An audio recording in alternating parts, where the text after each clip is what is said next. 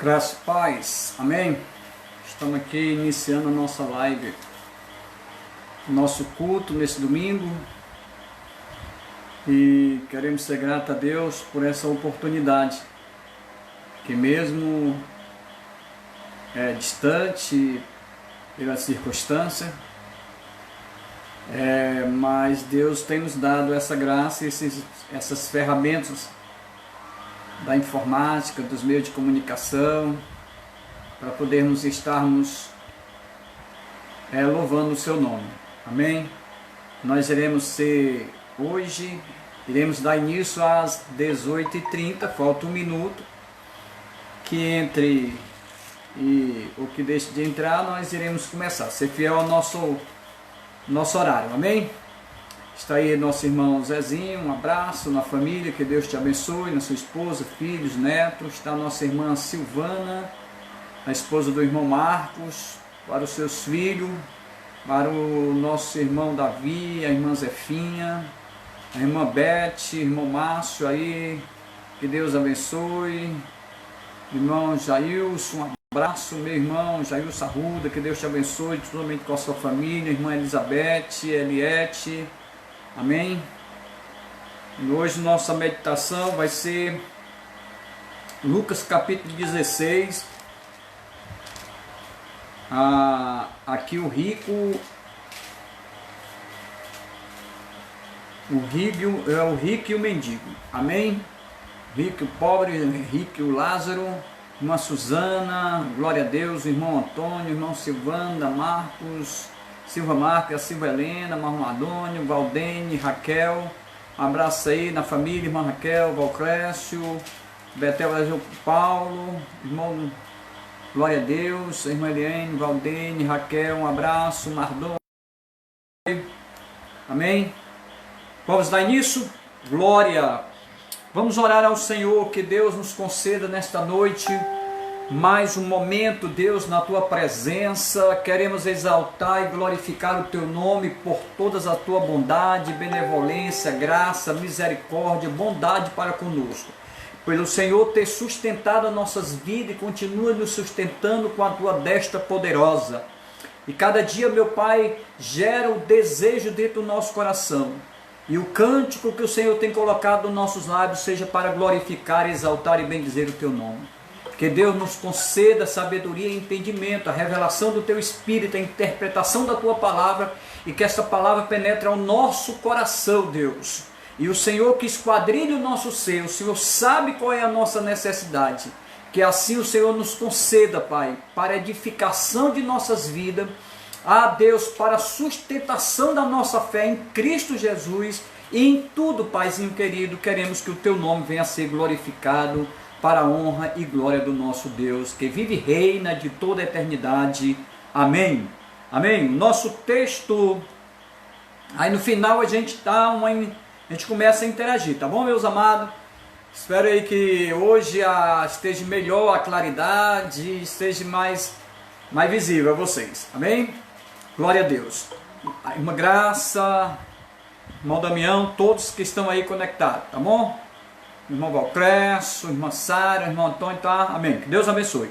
O texto, como eu falei para vocês, é Evangelho segundo escreveu São Lucas, capítulo 16, a partir do verso 19, que fala do rico e o Lázaro, ou o rico e o mendigo, que diz assim, o texto 19 diz assim: Ora, havia um certo homem rico que se vestia de púrpura e de linho finíssimo, e que todos os dias se regalava esplendidamente, e havia também certo mendigo, chamado Lázaro, coberto de chagas, que jazia à porta do rico, e desejava alimentar-se das migalhas que caía da mesa do rico, até os cães vinham lamber-se as suas úlceras.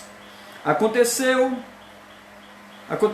morreu o mendigo, e ser levado pelos anjos para o seio de Abraão. Morreu também o rico, e foi sepultado. No inferno, estando em tormento, levantou-se os olhos e viu ao longe Abraão e Lázaro no seu seio. Então, clamando, disse: Pai Abraão, tem misericórdia de mim, e manda a Lázaro que molhe em água a ponta dos dedos e me refresca a língua, porque estou atormentado nesta chama. Disse, porém, a Abraão: filho, lembra-te de que recebeste os teus bens em tua vida, e Lázaro igualmente os males. Agora, porém, aqui ele está consolado, tu em tormentos. Versículo 26. E, além de tudo, está posto um grande abismo entre nós e vós, de sorte que os que querem passar daqui para vós, outro não podem, nem os de lá passam para nós.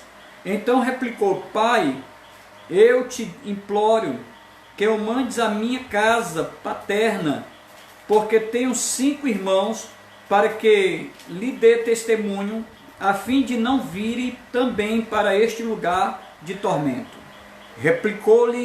Respondeu Abraão: eles têm Moisés e os profetas, ouçam-nos. Mas ele insistiu: não, pai Abraão, se alguém dentre os mortos for ter com ele, arrepender-se-ão. Abraão, porém, lhe respondeu: se não houve a Moisés e os profetas, tampouco se deixarão persuadir, ainda que ressuscite alguém dentre os mortos. Que Deus nos dê graça e da bondade de Deus, para que nessa noite possamos falar aquilo que Deus deseja falar aos nossos corações. Muito sou grato por Deus e gostaria de trazer essa reflexão para que todos nós possamos sair daqui edificados para a glória do nome do Senhor. Irmão, eu olhava para esse texto, não sei se você também olha dessa mesma forma, e se você pensa aquilo que eu também pensava, mas depois a gente estudando, meditando, procurando, a gente sabe que o que leva o homem à salvação não é a pessoa ser pobre. Eu espero que você entenda isso, porque esta parábola, de quando você só lê e não para ver o contexto, a questão do contexto, a questão histórica, analisar as escrituras, o contexto histórico, essas coisas todas, a gente vai pensar: não, o homem rico, ele foi para o inferno porque era rico, e o homem pobre foi para o céu, para o seio de Abraão, porque era pobre.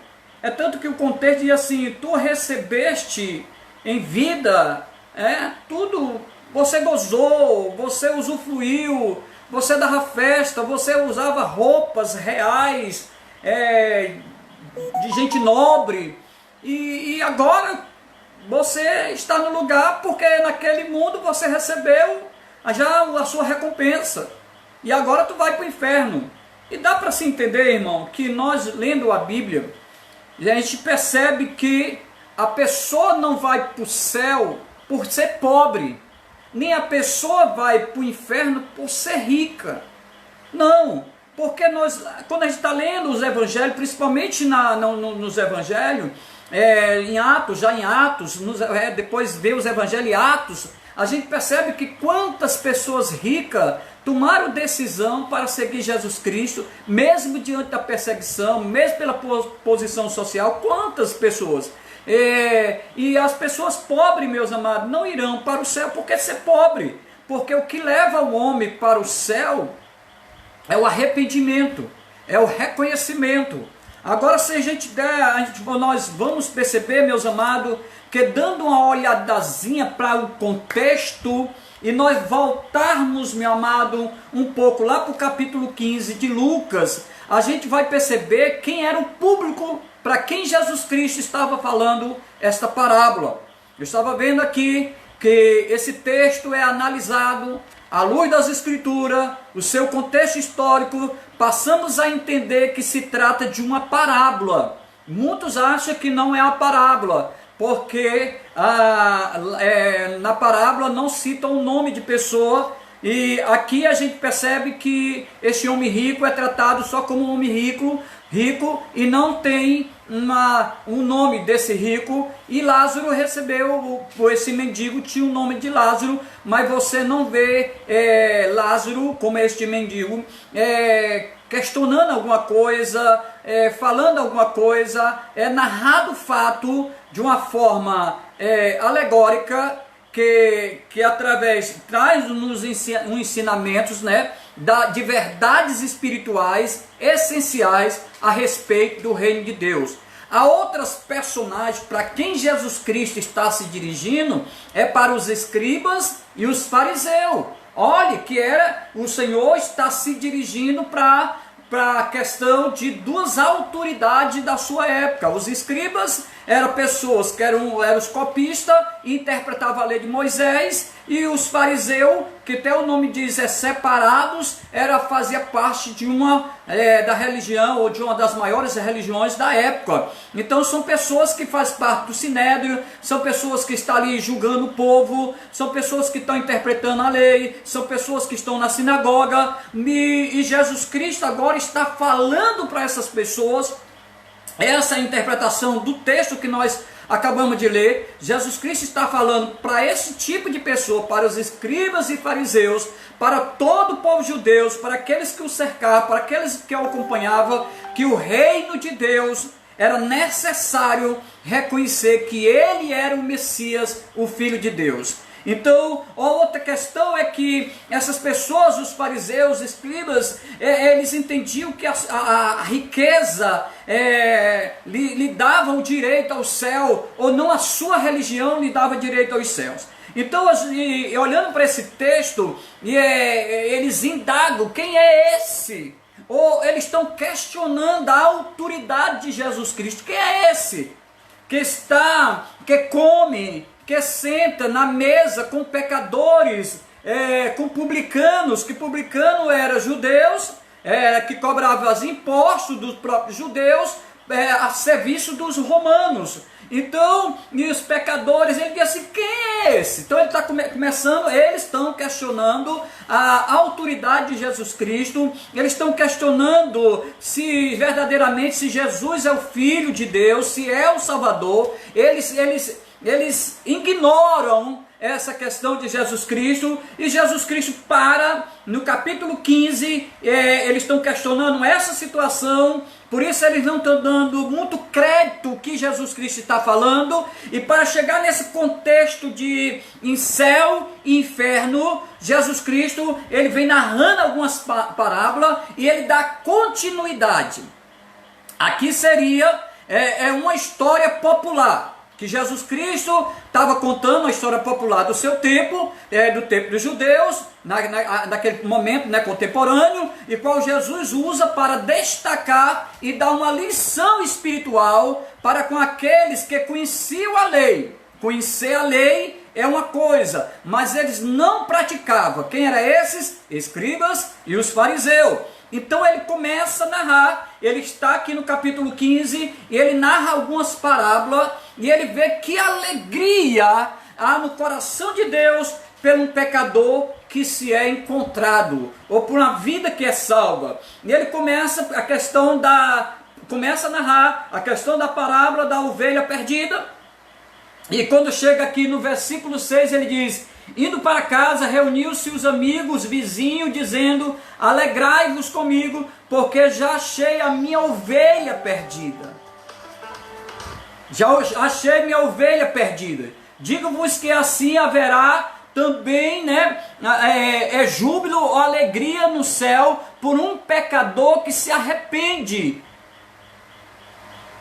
do que 99 justos que não necessitam de arrependimento. Olha aí a questão do céu e do inferno. Para quem diz que há uma festa no céu, para um pecador, ele está dizendo, porque aquela minha ovelha estava perdida, ela foi encontrada. Eu deixei as 99 aqui, né? Deixei as ovelhas no deserto, as 99, fui atrás daquela que estava perdida, chamo os vizinhos, chamo os amigos, há uma festa, porque foi encontrada esta pessoa. E ele diz, também há uma festa no céu, por um pecador que se arrepende, mais do que de 99 justos, que não necessitam de arrependimento. O que é que leva para o céu? Arrependimento.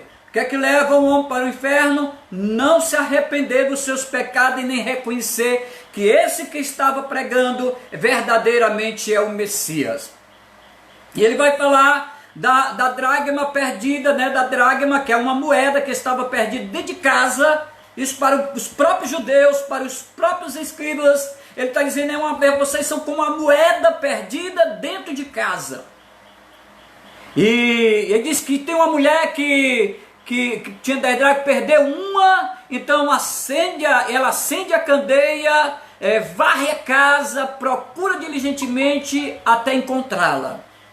Então, se nós percebemos que há uma necessidade de encontrar-se, mesmo aqueles que estão dentro de casa, que estão perdidos, está falando para os escribas, estão falando para os fariseus, estão falando para os judeus, vocês são como esta moeda perdida. É necessário varrer para tirar a poeira, ou é necessário que se acenda um candeeiro para que vocês possam enxergar que Jesus Cristo veio para salvar e libertar os que estão cativos. E da mesma forma ela diz assim, tendo achado, reuniu as amigas, os vizinhos, né? Achei aquela que estava perdida, então eu vos afirmo que de igual modo haverá júbilo, alegria diante dos anjos de Deus por um pecador que se arrepende. O pecador que se arrepende, essa era a questão do mendigo, que é um pecador que se arrepende, que reconhece que Deus, Ele é o Salvador. E depois nós iremos falar do filho pródigo, daquele que está lá, tratado, né? Está ali na casa do seu pai, mas ele pede a sua herança, ele pega a sua herança, sai por este mundo, né? Ele sai por esse mundo, então quando chega lá na frente que ele gasta tudo, os amigos vão embora, ele está lá agora cuidando de porcos, que era uma profissão indigna, né?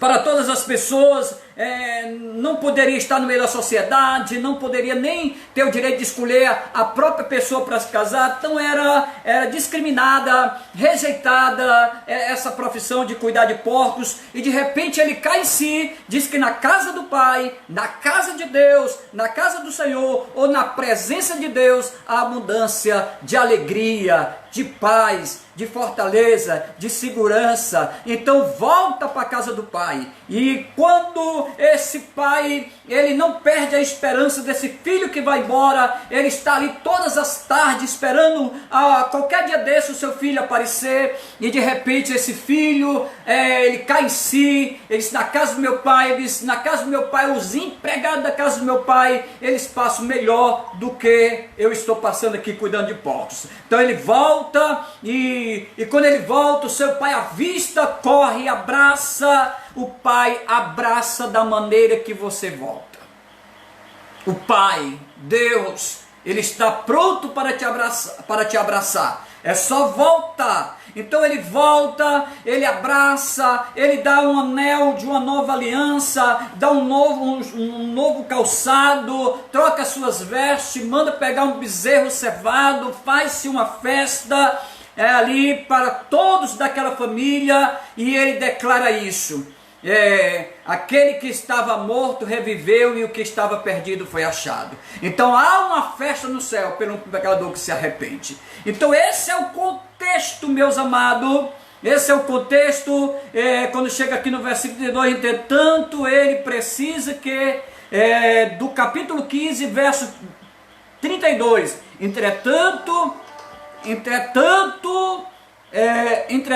era preciso que nos regozijássemos, nos alegrássemos, porque esse teu irmão estava morto e reviveu, estava perdido e foi achado. Esse filho, porque ele tinha outro irmão, e ele se zangou por tudo isso, e ele está dizendo que, olha, você tem direito de usufruir, de ir ali, matar o que você quer. Você está na casa do Pai, mas não criou esse desejo de ir, de usufruir. Pois usufrua, se alegre, porque na casa do Pai é a casa de um nosso Pai que nos salvou e não vai lhe faltar nada. Então, a gente percebe que ele está questionando seu filho é como se fosse Israel, esse filho mais novo fosse como se fosse o ímpio, o pecador, o grego que está voltando, e graças seja o nome do Senhor, porque o Senhor nos conduziu à casa do Pai.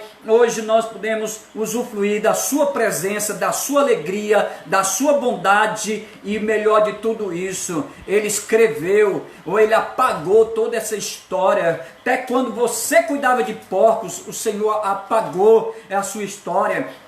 Ele está escrevendo nova história porque você voltou à casa do Pai. O Senhor trocou as suas vestes. O Senhor colocou uma nova aliança, aliança da graça.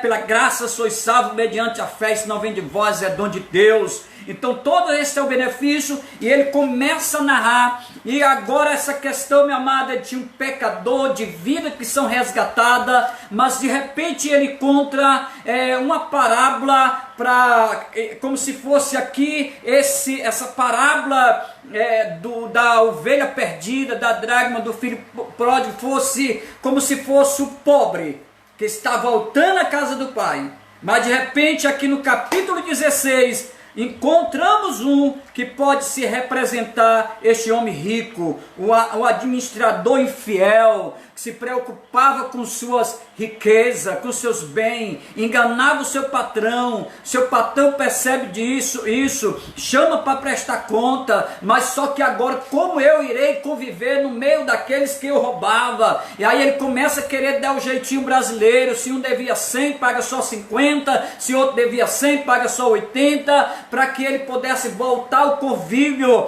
Mas, meu amado, olha aí, do que eu estou parafraseando, olha o que aqui acontece no capítulo 16, verso 10, diz assim: quem é fiel no pouco também é fiel no muito, e quem é injusto no pouco também é injusto no muito. Se, pois, não vos tornarte fiéis na aplicação das riquezas de origens injustas, quem vos confiará a verdadeira riqueza? Se não vos tornarte fiéis na aplicação do alheio, quem vos dará o que é vosso? Ninguém pode servir a dois senhores, porque ou há de aborrecer-se de um, amar o outro, ou se devotará a um e desprezará o outro. Não pode servir a Deus e a mamão, ou as riquezas. Esta questão é que esse homem rico, ele amava as suas riquezas. Aquilo dali, ele achava que nunca iria chegar nessa situação. Meus amados, eu estava lendo um comentário do professor Laurence Risda, é um especialista na linguagem bíblica. Ele tratando dessa passagem, ele esclarece que Jesus usou o pensamento judaico contemporâneo sobre a vida e a morte. Olha, meu amado, essas parábolas, elas são narradas justamente voltadas para esse contexto, como se aqui o rico e Lázaro fosse a conclusão dessas parábolas. É só nós interligarmos essa situação de pessoas que se arrependem, que Jesus volta, que vai atrás, que busca, e foi Deus que mandou o seu Filho para buscar os que estavam perdidos, para dar liberdade aos cativos, e o seu evangelho ser anunciado a todas as pessoas, ou pobres que estão destituídos da glória de Deus, ou separados da glória de Deus. Então ele, tratando dessa passagem, ele está falando de uma forma contemporânea para quem? Para os escribas e para os fariseus, para os judeus, que tinham lei. Eles tinham lei, eles tinham conhecimento da lei. Então eles começam a ignorar. E ele disse, agora ele está falando, ele junta tudo isso, chega à conclusão que existe vida e que existe a morte, que existe o céu e que existe o inferno. Se você não for para o céu, meu amado, Tem, é o lugar, o inferno. Então, como é que a gente faz? É para ser pobre? Não. É para fazer o voto de pobreza? Não. É reconhecer que o filho do carpinteiro, Jesus de Nazaré, é o seu Salvador. Então, essa era a indagação para que eles pudessem entender que existe a vida eterna e que existe a morte eterna. E que esta altura já tinha sido influenciado pela mitologia pagã. Quem tinha sido influenciado pela mitologia pagã? Os judeus, os escribas, os fariseus, para dar uma lição espiritual a quem? Para os fariseus, para os escribas, para dar esta lição espiritual sobre como vemos e tratamos os outros. Como o quê? Como vemos e como tratamos os outros. Meu amado, estava lendo, ele estava dizendo, imagine só se esse homem rico, hoje na nossa atualidade, com os seus portões, os seus palácios, e ele fosse dar uma festa. Imagine só quantas pessoas da imprensa, eu estou falando de uma festa, de uma pessoa rica, de uma pessoa renomada, de uma pessoa que a imprensa, ela corre atrás, então ela está lá, todas as televisões, para filmar ou para dar noticiário da festa deste homem rico, e de repente, meu amado, as televisões estão lá para filmar, para comentar, para ver quem estava indo para a festa, e de repente você sabe quem estava na calçada desta casa? Era um pobre, caído, cheio de chagas, de úlcera, e os repórteres passavam por cima e nem apercebia que aquele pobre estava ali. E essa era a situação se fosse nos nossos dias. Mas, meu amado, deixa eu dizer, a história vai se reverter. Daqui a pouco o Senhor chama, meu amado, o Senhor chama para prestar conta. E a história há uma reversão. Reverteu-se a história, a posição se inverteu, não porque era pobre, não porque era rico, não, era porque um reconhecia que Jesus é o Filho de Deus, e o outro, ele amava mais a mamon, mais a riqueza, e achava que a sua riqueza poderia lhe dar a salvação, mas não é pela riqueza. E ali, meu amado, essa questão dessas lições espirituais, como nós estamos tratando as pessoas, como nós estamos tratando aqueles que estão na calçada. Minha amada, festa, diz que este homem, ele disputava o lixo da mesa daquele rico com os cachorros, enquanto a comida, o resto de comida não chegava, os cachorros lambiam a úlcera, as feridas, e cada vez infeccionava mais. E ali, meu amado, esse homem, mas ele tinha conhecimento. Pastor, ele tinha conhecimento? Tinha conhecimento. Quando ele chega na situação agora, meu amado, ele estava no Hades, na câmara do inferno, ele percebe que aquele que está junto com Abraão é aquele mendigo que sentava na calçada da sua casa, esperando alguma migalha. Então, meu amado, que é importante ver esta parábola de Jesus como uma continuação do seu conflito com os fariseus sobre as riquezas. Olhe, meu amado, pessoas tinham uma boa religião, era intérprete da lei, era copista da lei, mas as riquezas, meu amado, atrapalhavam eles verem. Existia uma capa, e esta capa precisava cair dos seus olhos, para ele ver que o filho do carpinteiro, Jesus, era o Salvador. Então Cristo, ele tinha dito, não podeis servir a Deus e a mamon, como no capítulo 16, verso 13, quando os fariseus começaram a zombar de Jesus, respondendo: o que entre os homens é elevado, perante Deus é abominação. Olha o versículo 15, ele vai dizer: mas Jesus lhe disse: vós os que justificais a voz mesmo diante dos homens, mas Deus conhece o coração. Ei, não adianta nós termos uma vida aparentemente como se fosse a nossa justificação de uma aparência. A sua vida tem uma aparência que é justo, tem uma aparência que você é bom, tem uma aparência que você vive bem, mas isso não justifica o homem diante de Deus. Sabe por quê? Porque Deus conhece o coração. Ele disse: o vosso coração, eu conheço o vosso coração, pois aquilo que é levado entre os homens, ou aquilo que o homem coloca no pedestal, é abominável diante de Deus. Ou que o homem que tenta se justificar pelas suas obras, e a Bíblia diz que pela graça sois salvos mediante a fé. Isso não vem de vós, é um dom de Deus, que não seja pelas obras, para que o homem não se glorie. Então, meu amado, não é pelas obras.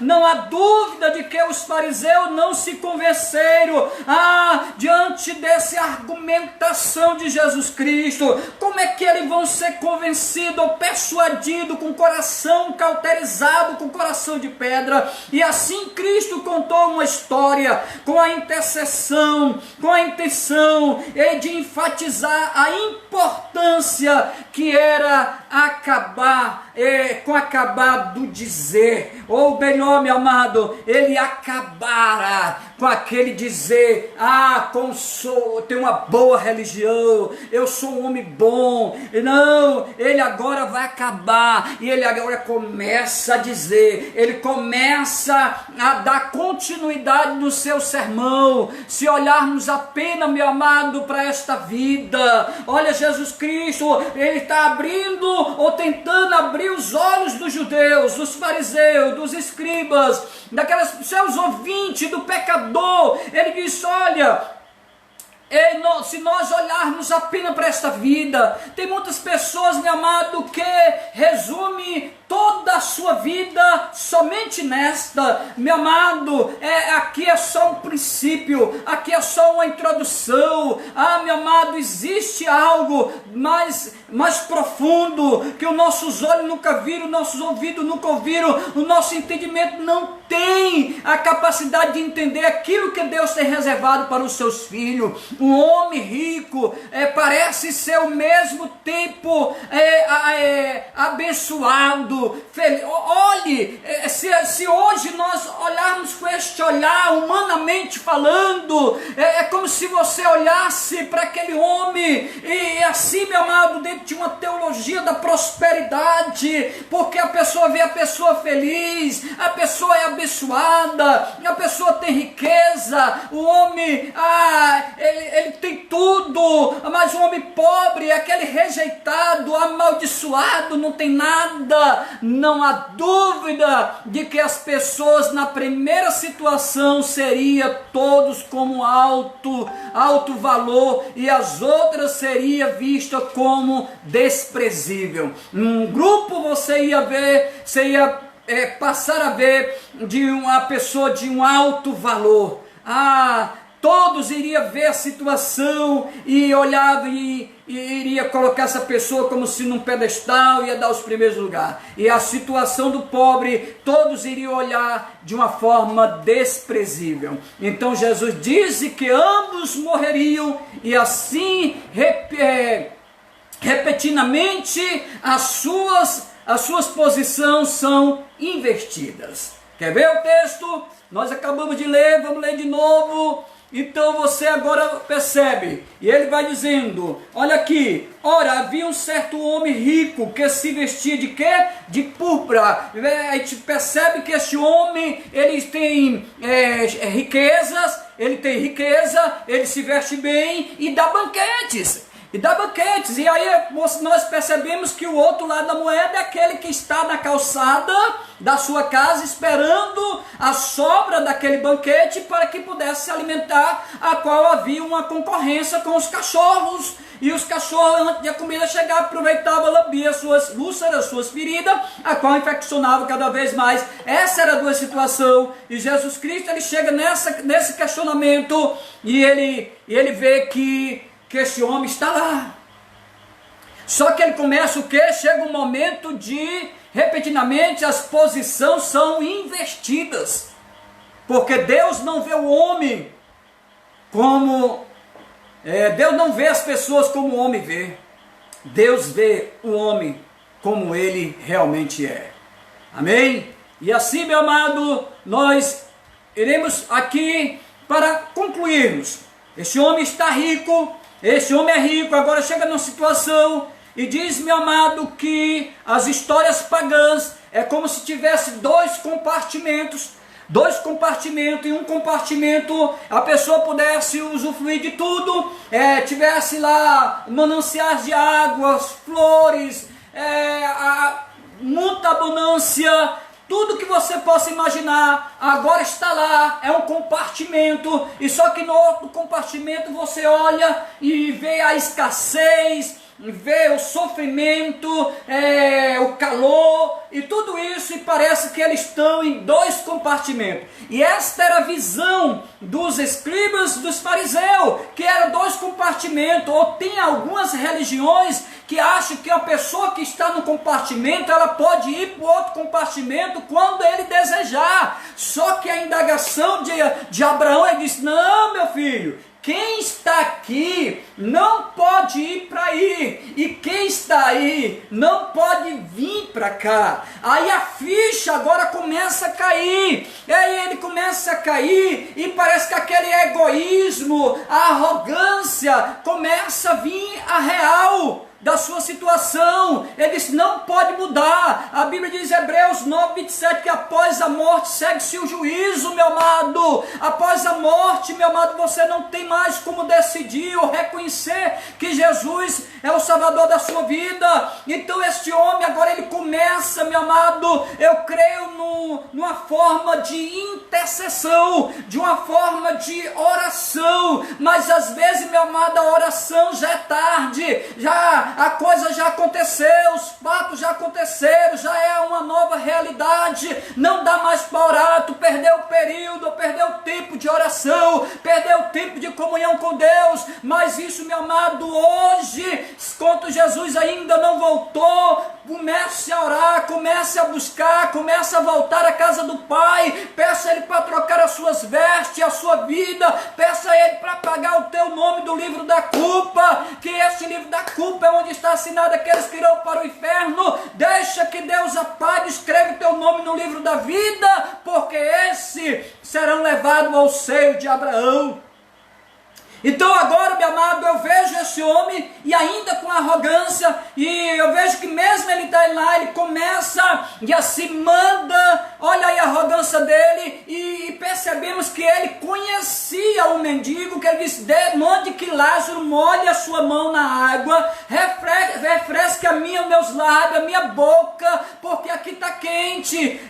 Meu filho, não pode mais. Ele disse, não pode, pois já que não tem mais essa situação, eu já estou aqui, não tem mais jeito. Agora ele começa esse período da oração que eu falei, da intercessão, ele começa a lembrar da sua família, e a Bíblia, ela narra claramente que ele fala que tem 5 irmãos, e eu creio, meu amado, que esses 5 irmãos, porque ele intercede e sabe que os irmãos dele, se não se converterem, se não mudar de situação, se não deixar de amar o dinheiro, mamon, ele diz que eles também, o seu destino é onde ele está. Por isso que ele começa a indagar, começa a questionar com Deus, com Abraão, e pede que mande lá uma pessoa que seja morta, que ressuscitasse, e que fosse lá para avisar o seu irmão, para mudar a sua vida, se converter, entregar a sua vida. Ele disse, não, lá tem Moisés, e lá tem os profetas, isso está dizendo lá que tinha os Pentateuco, os escritos de Moisés, lá tinha as profecias que falavam de Jesus Cristo,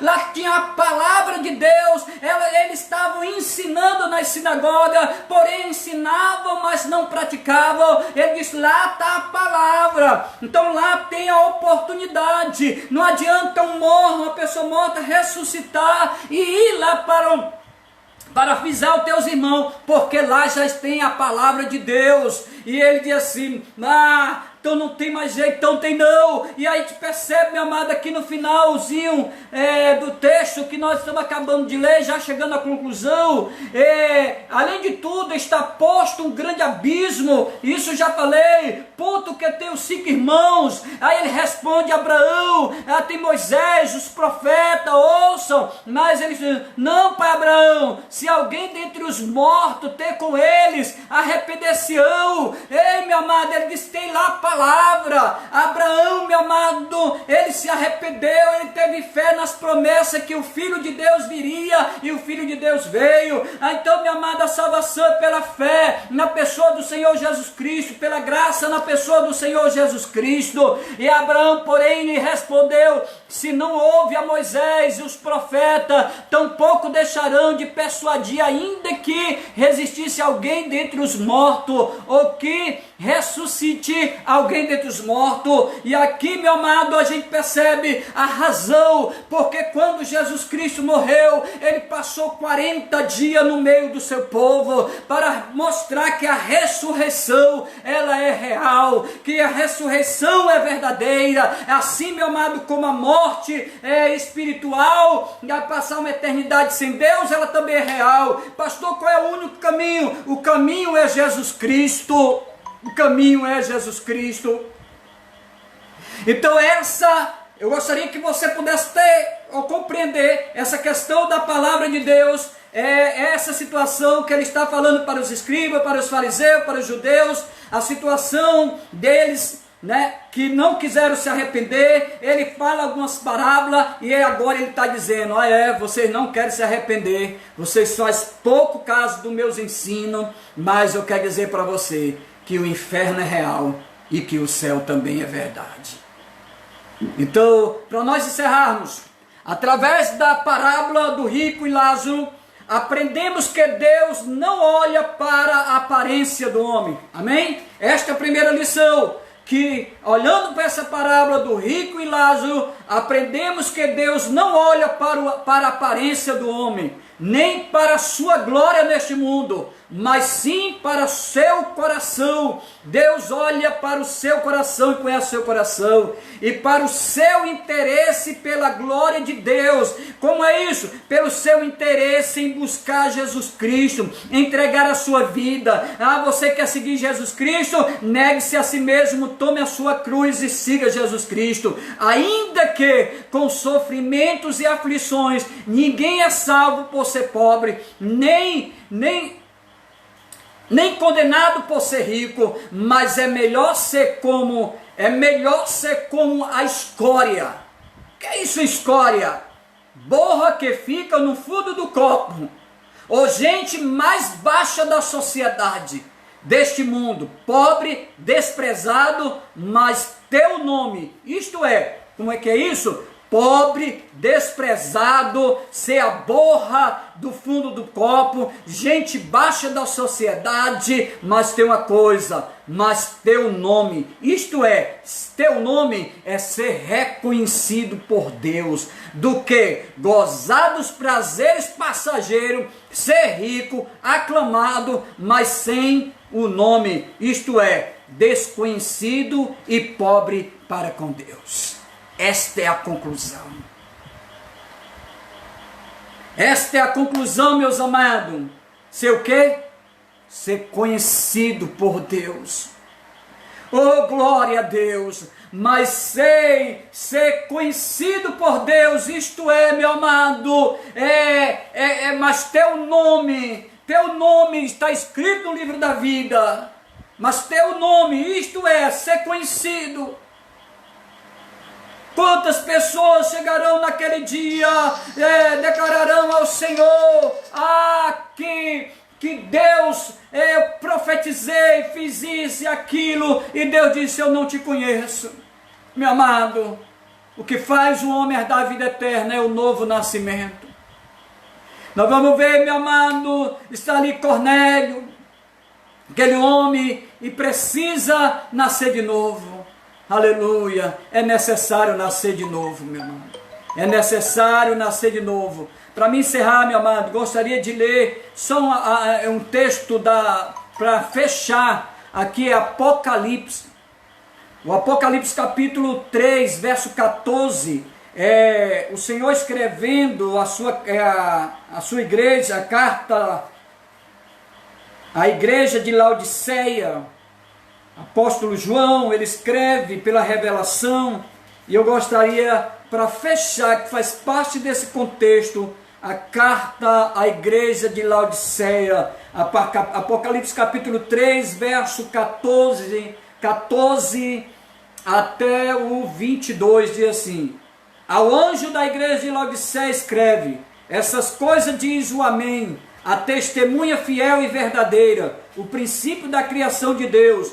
Conheça as tuas obras, que nem és frio nem quente. Quem dera fosse frio ou quente. Assim, porque és morno e nem és quente nem frio, estou a ponto de vomitar-te da minha boca. Deus dizendo isso para uma igreja, viu, irmãos? Não é para descrente não, é para a igreja de Laodiceia, uma das igrejas da Ásia Menor.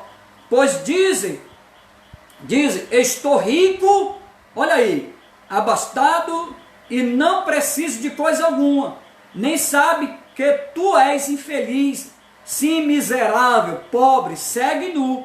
Aconselho-te que de mim compre ouro refinado pelo fogo para te enriquecer, vestiduras brancas para te vestir, a fim de que não seja manifesta a vergonha da tua nudez, o colírio para ungir os olhos, a fim de que veja. Eu repreendo e disciplino a quanto amo. Sê, pois, zeloso e arrepende-te. Eis que estou à porta e bato. Se alguém ouvir a minha voz e abrir a porta, entrarei em sua casa, cearei com ele e ele comigo. Ao vencedor dar-lhe-ei sentar-se comigo, aleluia, no meu trono, assim como também eu venci e me sentei com meu Pai no seu trono. Quem tem ouvido, ouça o que o Espírito diz à igreja. O Senhor está à porta do teu coração. Gostaria de orar, declarando que o Senhor está à porta e bate. Deus, não nos deixe nos enganar, Deus, mas nos faz compreender a tua palavra. Deus, a compreensão, meu Pai, da tua palavra possa gerar temor, santidade, obediência, e que diante, meu Pai, de todas essas benevolências que a palavra de Deus causa em nossas vidas, nos ensina a praticar, a vivenciar, Deus. Chega de aparência, chega, meu Pai, de aparência, tira a capa nesta noite, porque o Senhor está mandando, como Ele escreve aqui na carta, mandando nós comprar vestimenta para nos vestirmos, colírio para os nossos olhos. Pois Deus, o que nós queremos comprar nesta noite, vestiduras brancas, para nos vestir, porque o sangue do Cordeiro já nos purificou de todo pecado. Ai, não deixe, meu Deus e meu Pai, que venha, meu Pai, ver a nossa nudez, a nossa vergonha, pois nós nos arrependemos de todo pecado, de atos, atitude que cometemos, e queremos, meu Pai, ter uma nova oportunidade, Deus. Com isso nos tira, meu Pai, a cegueira espiritual, derrama do teu colírio nossos olhos, para que cada dia possamos ver a glória de Deus, a santidade de Deus, ver os laços do passarinheiro, e não nos deixe cair, Deus. Quantas vezes, meu Pai, nós estamos dentro da igreja e somos presas fácil do inimigo, mas esta noite nós repreendemos, que o Senhor feche a boca do leão, amarra o valente, dá liberdade à tua igreja, e que ela possa, Deus da glória, nos usufruir desta liberdade, produzindo fruto do teu reino. Nós queremos ser útil nas tuas mãos, Deus, e gozar, meu Pai, da vida eterna. Pois nos ajuda, Paizinho, como igreja do Senhor. Oramos, meu Pai, por todas as famílias, pedimos a bênção do Senhor sobre todas as famílias. Pedimos, Deus, a bênção do Senhor e o teu exército de anjos, meu Pai, que venha com espada de fogo desembainhada para guerrear a favor da nossa nação. E todas as armas forjadas, meu Pai, contra o nosso líder dessa nação, seja quebrada, desentronizada em nome de Jesus. Mas feliz a nação cujo Deus é o Senhor, pois assim nós oramos, crendo que o Senhor nos atenderá dos céus e no teu tempo a resposta vai ser dada para a glória do teu nome. Amém. Glória. Aleluia. Amém. Agora a gente pode interagir um pouco, né? Glória a Deus. A irmã Beth está aí, irmão Damião, que Deus abençoe. Irmã Ilza Lopes, acho que é Ilza Lopes, nossa amiga, que Deus abençoe, ali a esposa do tio Nego. Irmão Zezinho, irmã Raquel, Valcres, que Deus abençoe. Abençoe esse barão para aqueles. Amém, meu irmão, que Deus abençoe. Estava ali, acho que o irmão o Elinho. O Levi, acho que eu vi também, tem muita gente boa, graças a Deus, aleluia. Uma Lucinete Cavalcante, glória a Deus. Vou ver só, depois eu respondo todos. Mardônio, que Deus abençoe, irmã Graça, saudade de todos, amém. Estamos nesse mesmo propósito, mas vai já passar isso aqui, viu, irmão? Vai já passar e daqui a pouco nós estaremos todos nos congregando. E nesses dias eu estava pensando que o valor de se congregar. A minha sobrinha, a irmã Rosângela, que Deus abençoe, irmã Graça, eu creio que tudo vai passar logo logo, amém. A irmã Remédios Tavares, que Deus abençoe, irmã Eliette Barbosa, o Josimar, seus filhos, que Deus abençoe, Pedro Lucas, amém, Pedro Lucas, irmã Sara, Suzana, irmã Marcelina, irmã Socorro, que Deus te abençoe, toda essa família. Estava lá também irmão Renê, Isabel, que Deus abençoe juntamente os seus filhos.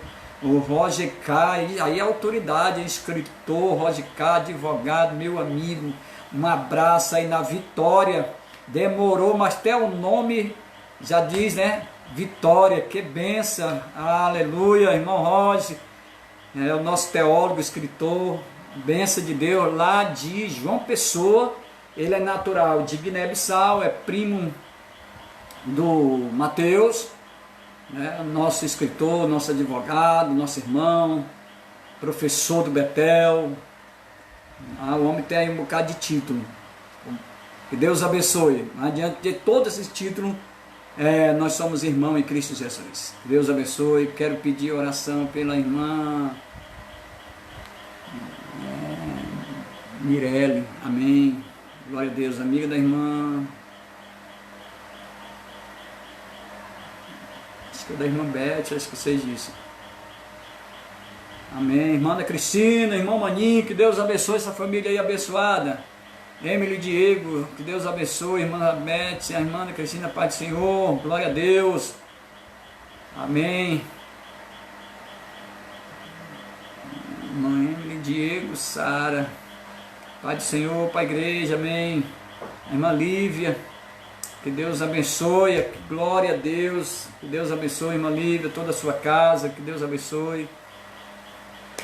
Esse pouquinho de interagir, né? Hoje começamos mesmo no horário, que assim pediram, nós somos servos para obedecer, amém. Todo mundo com saudade um do outro aí, quero agradecer. Amanhã nós teremos escola bíblica dominical, hein? Escola bíblica, glória a Deus, vou me libertar. É escola bíblica, amém? Escola bíblica, eu creio, pastor. A irmã Lucineide, toda a sua família, irmã Ana, seus filhos, seus irmãos, que Deus abençoe, glória a Deus. Mais irmã Lívia, que Deus abençoe família, amém, glória a Deus. Amanhã nós estaremos às 19 horas, escola bíblica, tá certo? Conto com todos vocês, compartilhe, tá certo? Não é questão de ego, todos nós nos conhecemos, é a questão mesmo que a palavra de Deus seja propagada, anunciada, que leve o conhecimento da salvação para outras pessoas. Esse é o nosso intuito. Graças a Deus. A paz, irmã Nívia, irmã Mardônio, Deus abençoe a família. Glória a Deus, a irmã Cristina, todos amém, amém. Possamos encerrar. Um abraço aí, todos betelinos, povo abençoado, uma noite de bênção e que uma semana cheia de vitória, de conquista, pelo amor do Deus, Criador dos céus e da terra, a obra redentora do Senhor Jesus Cristo ali na cruz do Calvário, a consolação do Espírito Santo e a paz que exceda todos o entendimento, que se propague neste mundo e sobre toda a igreja e o povo de Deus espalhado da face da terra. Amém. Que Deus abençoe. Glória.